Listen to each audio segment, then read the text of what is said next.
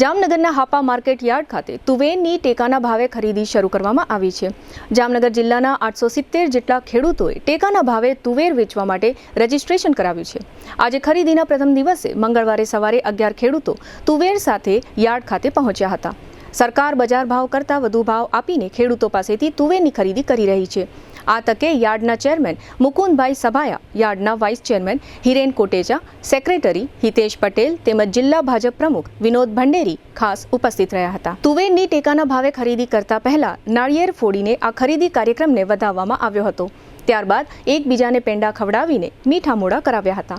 બજાર ભાવ કરતા ખેડૂતોને તુવેરનો ભાવ સરકારશ્રી દ્વારા વધુ મળતા ખેડૂતોએ સરકારશ્રીની પ્રશંસા કરી જણાવ્યું હતું કે રાજ્ય સરકારે ટેકાના ભાવે તુવેરની ખરીદી કરીને ખેડૂતોને પ્રોત્સાહિત કર્યા છે। તે બદલ ખેડૂતો રાજ્ય સરકારનો આ તકે આભાર માને છે। આ ટેકાના ભાવે સરકારશ્રીએ કરેલ ખરીદી અંગે જિલ્લા ભાજપના અધ્યક્ષ વિનોદ ભંડેરીએ વિગતો આપી હતી, જે પ્રસ્તુત છે। માર્કેટિંગ યાર્ડ હાપા ખાતે તુવેર ખરીદીનું સેન્ટરનો શુભારંભ થયો છે। રાજ્ય સરકાર અને કેન્દ્ર સરકાર ટેકાના ભાવે ખરીદી કરે છે।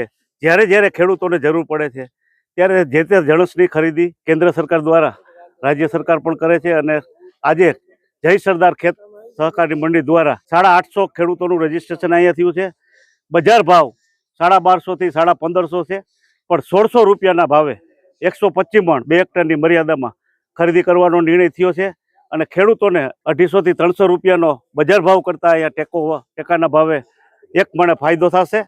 દેશના યશસ્વી વડાપ્રધાન નરેન્દ્રભાઈ મોદી અને ગુજરાતના મુદ્દુ અને મક્કમ મુખ્યમંત્રી ભૂપેન્દ્રભાઈની સરકાર જ્યારે જ્યારે ખેડૂતોને જરૂર પડી છે ત્યારે એની જણસ ખરીદી કરી છે। એમાં મગફળી હોય, તુવેર હોય, આવતા દિવસોમાં ચણાની પણ ખરીદી કરશે।